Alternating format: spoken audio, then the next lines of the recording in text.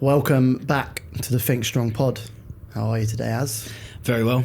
Slightly flustered after getting here late, but all is well now. All is well. This podcast isn't brought to you by BGS, but hopefully it will be soon. We're doing our best to have the product placement on point. We'll probably get sued for advertising or something. Yeah, maybe. We're both coordinated in our colour choice as well today. It wasn't planned. Makes a change. That's good, actually. Yeah. On brand. On brand, yeah. What's been going on? So many things, but also nothing too far out of the ordinary. More off-road stuff, which has been good.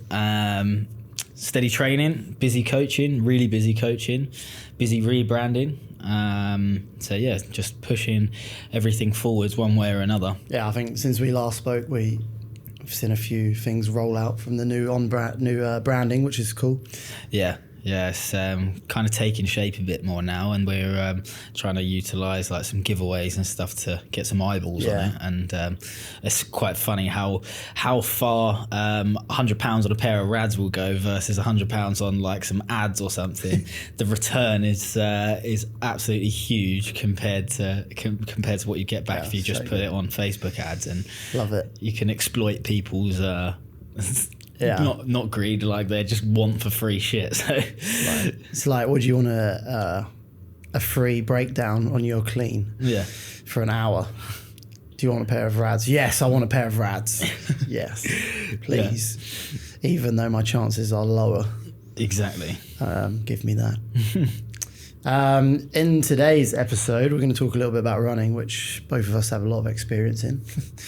Over our illustrious careers in sport. I did a bit of a coach's like personal development on this with the team this week as well. Kind of did the difference between like just normal running, more like endurance based.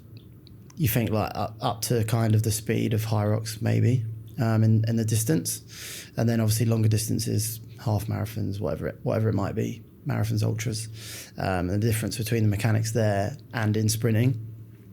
Looking at more like the athletic side of things.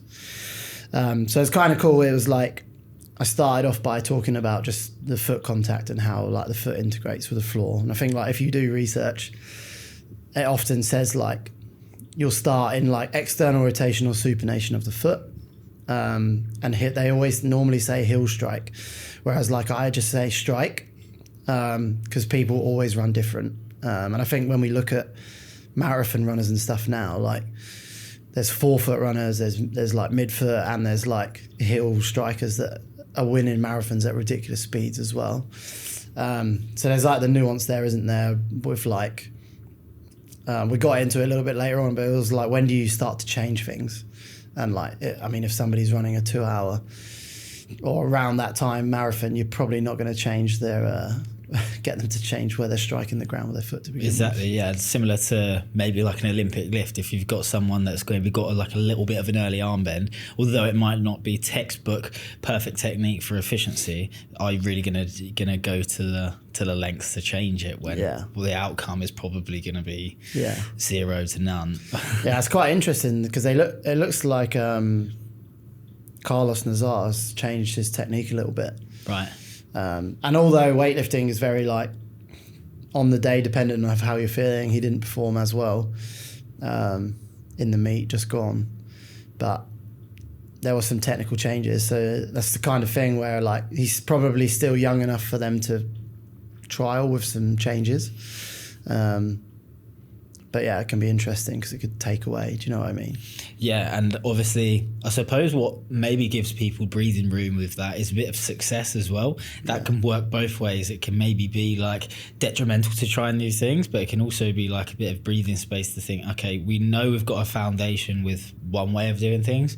Maybe we can push into another way, and depending on how they prioritize like competitions and stuff throughout the year, it takes a lot of like mental clarity from coach and athlete to be able to like get clear on something like that and say, right, we're going to risk changing something for a little while. Especially at like the top level. There's more to lose, isn't there? So one thing that inspired me to do this was obviously like London Marathon was on, last weekend, and yeah, just like it's so good. I seen some of the videos from it this year, like people just going around London with their medals and people just like cheering them or whatever. It's like proper British spirit back, which is good. But back to the foot, obviously we start externally rotated, bit of supination. And then as we make contact with the ground, whether it is like heel or midfoot, we obviously need to pronate just to produce force to propel forward. And then we re-supinate on the toe off and then just continue that cycle constantly. We've spoken a bit about this before, like in general movements anyway, like understanding foot pressure and stuff like that. So it should make more sense like in running as well. One thing that was interesting after the guy broke the world record for the marathon the other day was like in his interview after, he was just like, yeah, I can run faster. I was like, it's fucking ridiculous. Crazy, isn't it? Yeah. So yeah, we got into that first, and I think it's really it's important for people to understand that kind of gait cycle to begin with. Because like everyone just starts running in their life, right? You don't really get taught to run or whatever. I was quite lucky. I went to like an athletics thing when I was younger, and we got taught like the basics, to be honest, which was good. But then we went into like posture for normal running, and I think this is like something that everyone just like overlooks. We always got taught to like run tall, which is great in both running and sprinting. Obviously, if we're not talking about like having a start out of the blocks. But it's all very basic stuff, but people just overlook it. So like head position should just be neutral, like ears over your shoulders over your hips, and then obviously with the arms they should be relaxed, but just like really cyclical. You'll see people like crossing the body and just like loads of torso movement and stuff like that. And then after that we was like looking at kind of knee drive and where it needs to be, and then obviously where the foot should land again. Anywhere like straight underneath the hip or slightly in front. And then we spoke about like losing the ground like behind you. The most common error that you probably see as well is like the overstriding, which usually comes from like a heel striker. And the problem with that is when you overstride, your braking force needs to be like more. So like you're obviously putting more force through that one leg. Yeah. And then obviously that just goes up the chain, doesn't it? And the injury risk there is then higher. I was working with an athletics coach once, purely for rugby, and she was a sprint coach specifically, and we were doing a bit of video analysis of my sprint technique, and it's always funny how it kind of changes your technique a little bit when you know you're being watched and filmed for something which for a rugby player you might not think about too much. I think I was trying to run in a certain way as of her cues that she'd given me, and I started to overstride a little bit, and she was saying how that's actually almost like pushing you into deceleration rather than acceleration. Yeah. As soon as you're overstriding, you're working to slow yourself down and you're propelling force back up the chain. Yeah. As opposed to, like I said, making sure that you're covering the ground and driving that floor away from you as you do take your stride. Yeah. Yeah, it's really interesting. Just being attacked by a mosquito. Yeah, exactly that. So you're basically like putting the brakes on more so. And then like when we're looking at running economy, which is the word they love at the minute, which just basically means efficiency.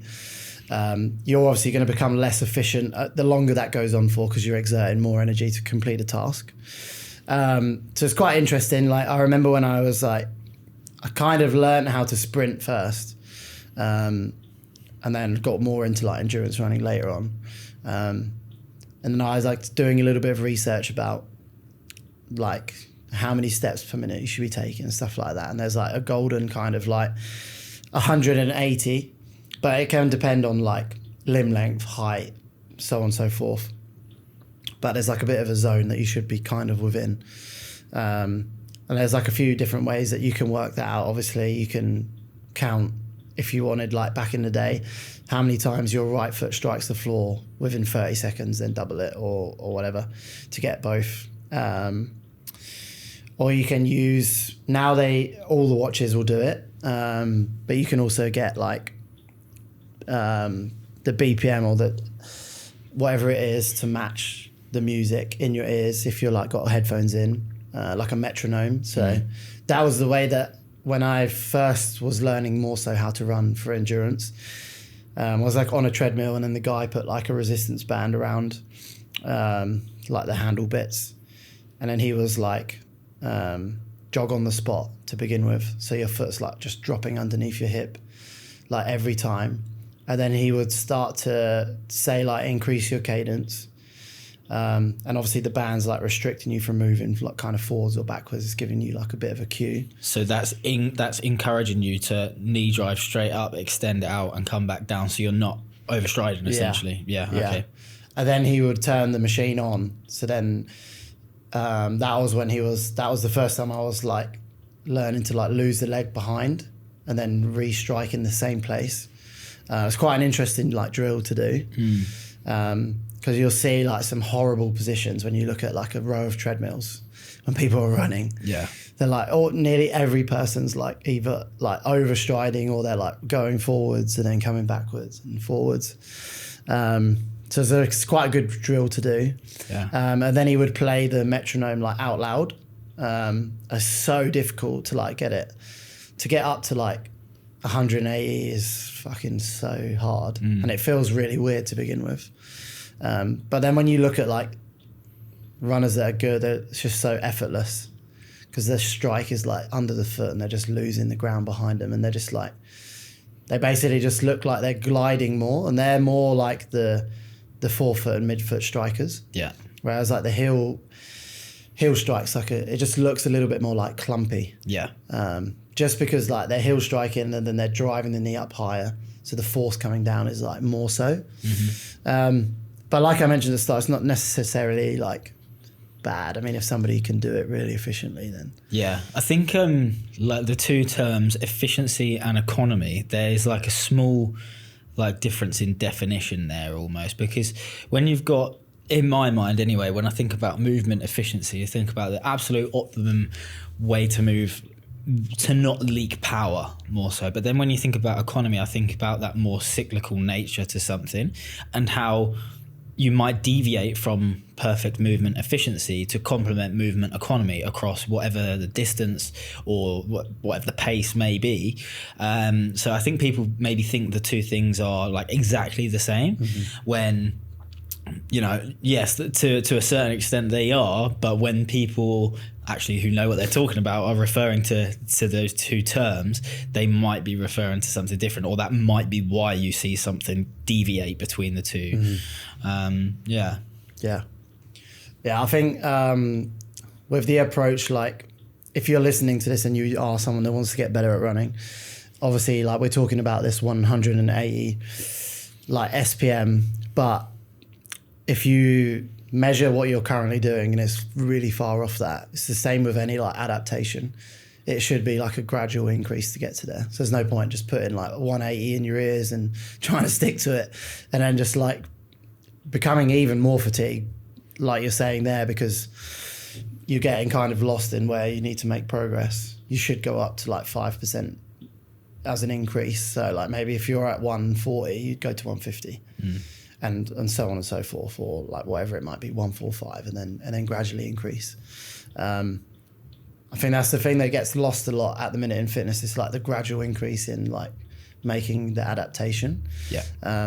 Definitely like in Hyrox and stuff like that at the minute. We spoke about it like a few months ago. The more so like fitness influencers that are getting stress fractures and stuff like that.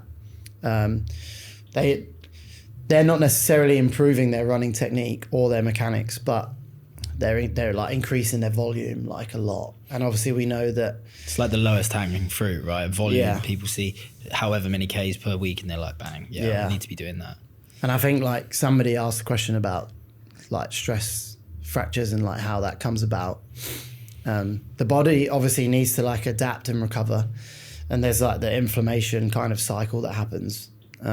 But if you think about those people, they're just like increasing volume so much. So like they're already in an inflamed state where they might be, say, 50 to 60% recovered. and then they're like going out and they're within that 40% of recovery they still need and just like going again, then the body can only adapt so much. And if that inflammation doesn't come down, then obviously like tissue repair is not happening. And then if the tissue repair is not happening, then the bone starts to adapt to that as well. With something so like related to repeated impact as well, like running, like that adaptation is relying on like the ability to tolerate that impact over and over again as well. It's not just something as simple as thinking about the physiology of the muscle adaptation or even, you know, the aerobic adaptation. That's why running is so different to applying progressions on the ergs and things. That's why people can be so fit and then they go to running and they don't have the tolerance for it, because the lower limb, and you know that travels quite far up the body in terms of the lower body as well, has to build that tolerance to running specifically. Yeah, and I think it's like some people like to label running as like cyclical, but if you compare it to the ergs, it's completely different, because you're always going to reach a level of like muscular fatigue earlier. And like you're saying, it's like the adaptation is a lot bigger that needs to be made to build the capacity there. We see that like quite a lot. I think with running, it just like gets overlooked, even all the stuff we've spoken about already. Probably more so in our wheelhouse is like the sprint mechanics stuff, because of the sports that we played.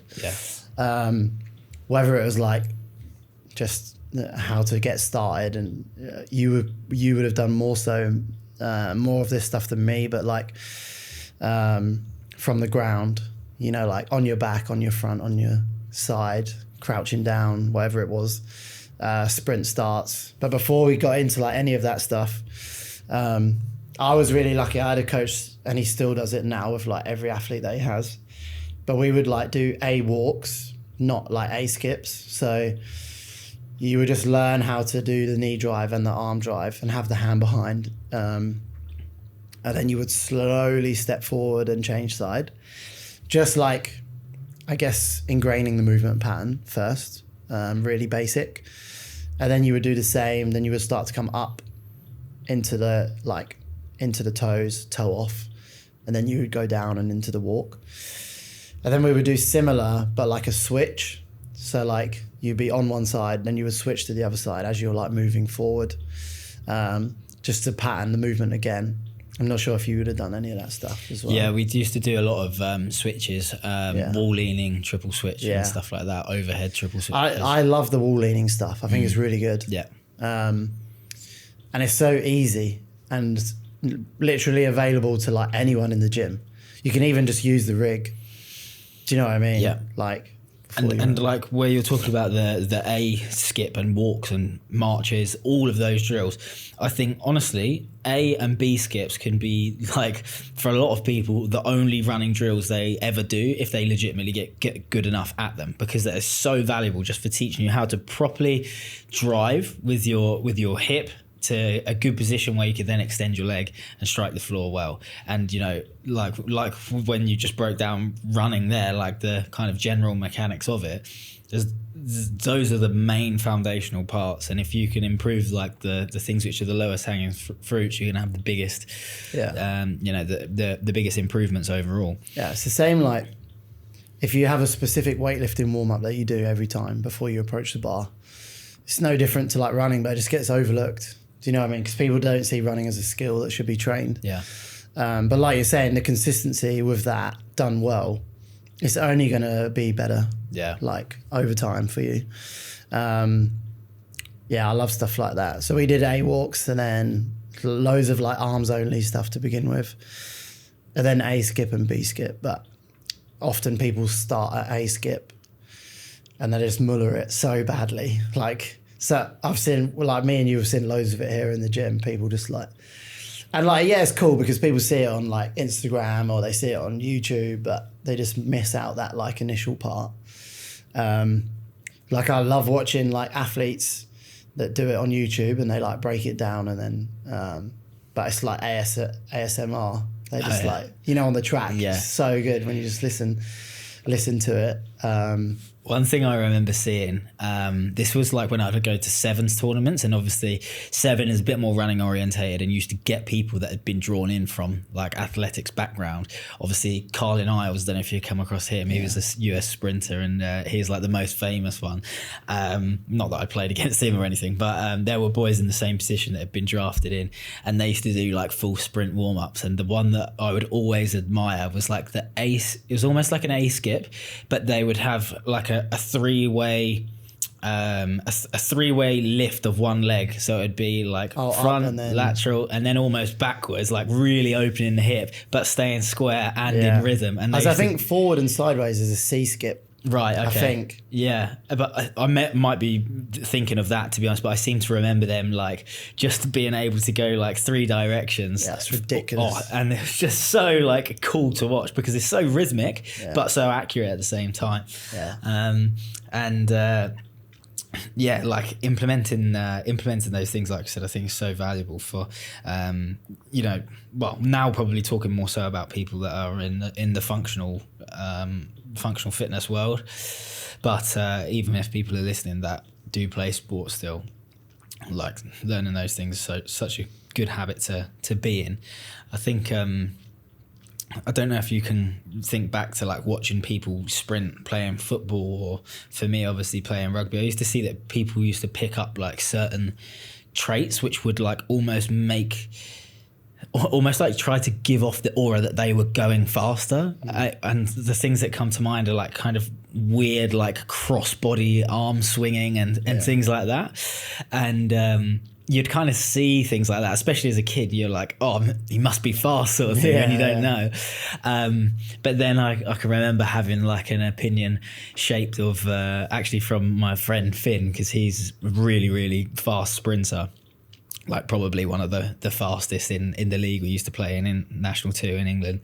But he had an athletics background where he'd been properly taught how to sprint, and just the difference is just unbelievable. It's just like literally watching a car someone put the foot down in the car and just go, as opposed to like this kind of laboured but like, I don't know, like this way that it's been presented to look like you're going really fast versus someone that could actually like fucking eat up some turf. Yeah, it makes such a big difference. Like the guy that used to coach me, I've seen him literally like completely change some people's games. Like they come to him and they were okay speed wise, but then they would just like take everything to another level, just through better mechanics and becoming more efficient.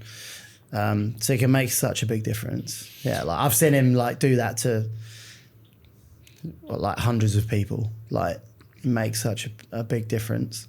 Yeah, I'm intrigued to know if they did any ankling with you. You heard of that?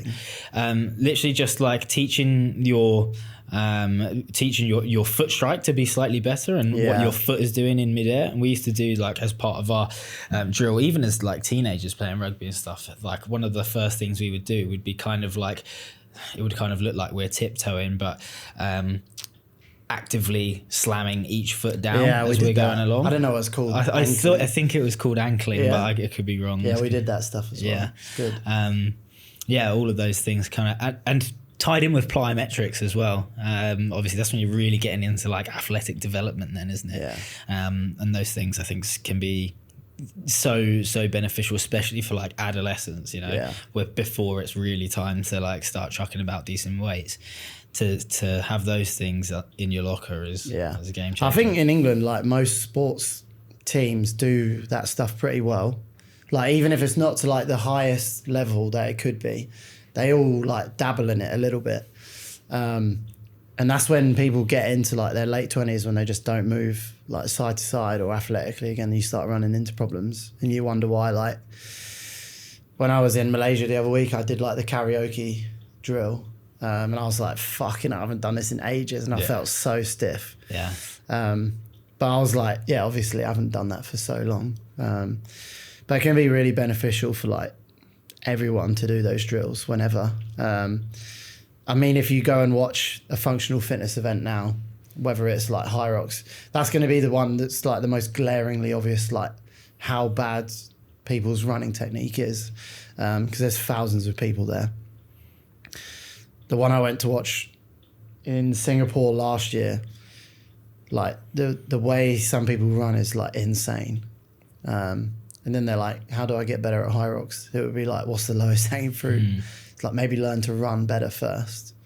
And some people are like, oh, you shouldn't like tell someone to change their running technique, this and that. But like, if it's affecting them that badly, should. I think that's another thing that no one does this in Hyrox. Yeah, that's what I was gonna say. Like, I haven't seen anyone do it. No. Do you know what I mean? I've given people like A walks to do and stuff like that, and then you can tell people, I'm like, did you do it properly? And then there's like, it's like, you will continue to be fucking shit at running if you don't like put the work in. Yeah. There was I had a guy, a PT. This is the thing, right? We get loads of like random PTs here, because we're like in such a transient place. And his current time was like 1:17. And he's like, I want to run sub 1 hour. I was like, you got to lose 17 minutes. That's like over the quarter of the race at the minute for him. Yeah. And then I was like, just doing some basic movements with him in his first session, and we'd like did finish with like a calf raise, single leg, holding a dumbbell on one side, and he couldn't even get up onto his toes. And I was like, your foot doesn't even function properly, and then your calf complex. And I'm like maybe we should probably get that moving first before you start thinking about adding any kind of intensity onto your running. It's wild. Yeah. But that's where, real coaching has a potential for a massive impact in something like Hyrox. We often have spoken about the kind of lack of proper implementation of just basic progressions when it comes to strength, endurance, basic general preparedness. But this is a whole separate avenue that you could go down, which, like I said, probably has the biggest potential for people when you look at the percentage of Hyrox that is actually running. Yeah, that's what I mean. Like every time you see any Hyrox program or anything, it's always erg technique that people are going on about, and then they're only spending maximum like 3 minutes 30 if you're really good, or 5 minutes, 6 minutes if you're really shit, out of a race that could be anywhere up to an hour and 45 minutes. Do you know what I mean? Yeah. And they're so focused on that, when 50% of the race they could improve by actually dialing in their mechanics and their technique. And like, we haven't even spoke about breathing. So that's like the last thing that you would probably address. Yeah. Do you know what I mean? Because nobody, like, I remember the first time I did it, it's so difficult to like do the 3 to 2 thing when you're doing like more longer distance endurance race. So it would be like every 3 strides you inhale, then the next 2 out. It's fucking so hard to do. Yeah. But to like go in with that as well, do you know what I mean? It's like, that's not even, there's so many layers to it, like you're saying. But it would be like, what could you get, if you are a coach listener, it's like, where could you start with running to improve first? Maybe do a bit of research and see. Yeah, I definitely think, like you said, actionable steps would be the A and B skip, but walks to start with, and you can still get a good amount of like intensity behind some running drills if you are trying to like be a little bit more explosive, because I think that does kind of intertwine with like how you run, even when you are under fatigue and you're running for a bit of a longer distance, maybe ability to tap into a technique where it actually requires you to be a bit more explosive. I think going through that process helps you to build an awareness and inherently improve your technique to be able to be more powerful. Therefore, that trickles down when you are running, similar to the way strength training would trickle down to your kind of gait and how you would run, how you would move. Yeah, even like if you get really good at those A and Bs, if you think about like the ability to then like control the pelvis properly. Like, what else is in Hyrox? You have sled push. It's like is it going to improve like your knee drive and your contact with the floor? Probably is as well, right? And then if you're running, and then that's going to bleed into your running as well. Because like if you're leaking less energy on the sled, then therefore you're going to be better before and after it as well. So like you said, the crossover is just like, but this is the thing with like holding a standard. Do you know what I mean? We spoke about it a long time ago, but found myself getting really frustrated yesterday. I was coaching. It was like 100 wall balls in the workout. The workout was for time. So it was like 50 or 40 calories row, 100 wall balls, and then farmers. So basically Hyrox, but it was in CrossFit workout. And it was for time. And just like the sheer lack of like self-discipline to hit depth is so infuriating. And I know I'm in like a bit of a different setting, but like when you hold yourself to a standard and like you're coaching, it can be so frustrating when people just like don't have that for themselves. Like one, they probably already shave reps off the 100, and two, they probably didn't complete 60% properly. Do you know what I mean? And then people wonder why they don't get any better or fitter. Yeah. It can be like so frustrating sometimes. That's when I think coaching in a group setting and trying to communicate that can be very, very difficult, because like how often can you can you be stood next to one person and say no rep? You can't be the person as judge, can you? Admittedly, when you're coaching online, you're not going to have eyeballs over absolutely everything that that person is doing within their session, but maybe you can take the time to address that exact thing it's in a little that bit more. one-to-one setting, isn't it? Yeah. And there's only so many times that you can go over to someone in a group class without completely ruining their session. Yeah. Do you know what I mean? It's like where do you like cross the line? Because when I delivered the session, I was like, it's really important to me, and I use my hands, that you hit your full squat depth. Yeah. And I was like, it should be really important to you also. So like you can put all the steps in place for it to be highlighted, but then it's like, so it does come down to that like ownership yourself, right? But yeah, it's a little bit of I think there's a vent. Yeah. Just last thing on that, I think there's kind of levels to it as well. Once you reach a certain level, you kind of get exposed, or you have a realization that, oh, maybe I wasn't doing that as well as I could before. Yeah. That it's like, if you keep an element of humility to yourself all the way through and understand that like, right, I need to be aware of this because it might not be perfect. And if someone else tells me it's not right, I need to listen and try to implement and that sort of thing. I think no one's going to expect you to move perfectly all the time, but it's like, that small slither of humility to be able to take on feedback or understand where you might have gone wrong is going to go a long way. Yeah. I think it's more frustrating when you give an alternative as well. Yeah. Do you know what I mean? To like bridge the gap. Yeah. It's like, you could do a wall ball thruster where you just focus on your squat depth, take out the coordination, or the element of chaos when you lose the ball and then get it back. But then it's just like, I'll just do half the rep, still miss the target, and then wind me up for the rest of the session. I saw I've seen some really good wall ball variations recently, like people doing underarm throws and like catching the ball and doing like a Zercher good morning and just launching it out of their the ditch of their elbows is pretty cool. That's the thing, right? It's like, to us a wall ball is a wall ball, but to other people it's like there's so many like things that can go wrong. Hand positioning, like height of the ball where you catch it, like it is a skill even in cross. Like you've only got to go to a CrossFit event and get to that end station, like and see. Obviously, people are under like heavy fatigue at that point as well. But even that, it's like they are trying to elevate the standard with the judging, but at the end of the day, the judges are still volunteers there. Yeah. And it's on the scale of the event is huge around the world. Do you know what I mean? It's not like it's a CrossFit competition at the weekend where all the judges are like there because they're bought into that small competition and they're there to like hold the standard to that. These people just probably get a free ticket if they volunteer. Yeah. Do you know what I mean? Yeah. So it can be difficult for them to. People are horrible as well when they get to the wall balls. Yeah. Like they're not hitting depth, and the judge is like, "You need to go lower," and they're just like, "Fuck off." It's like only so many times you're going to say it. That's right.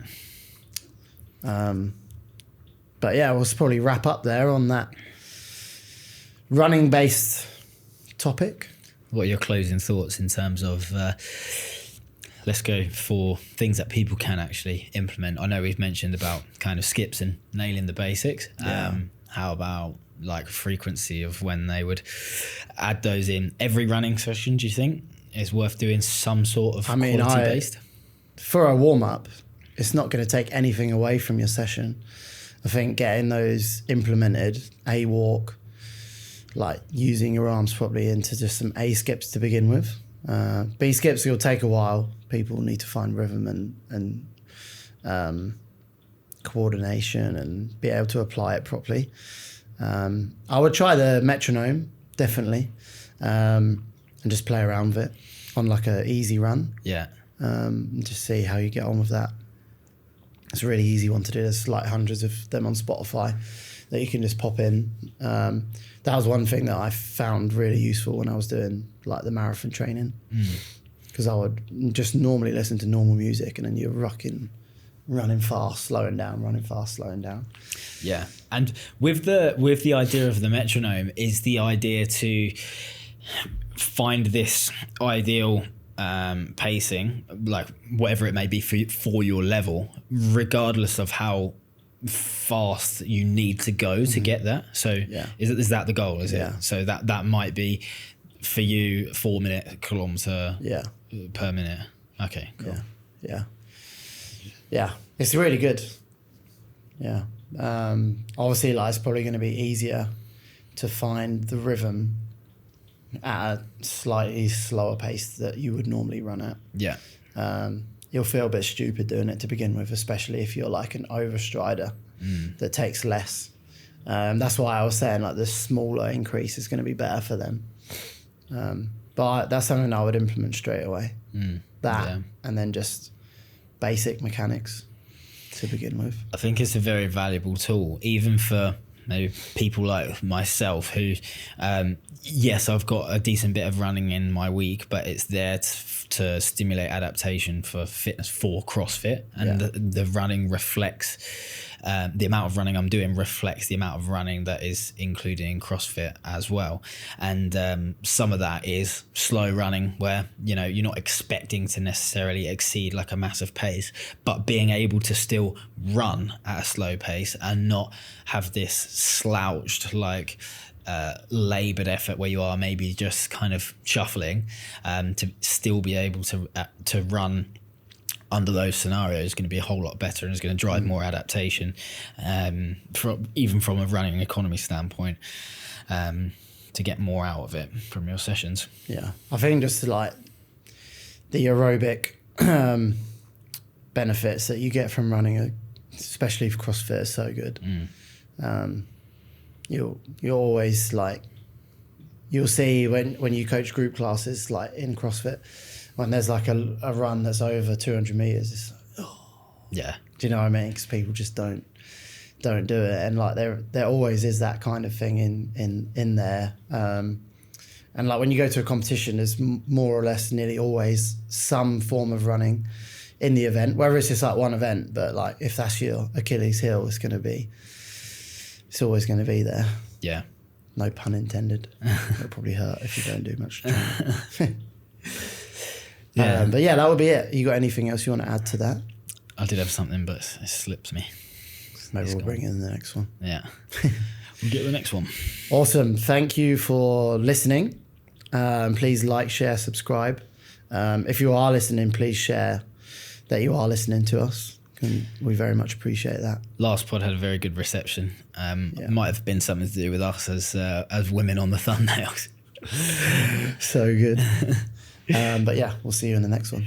Goodbye.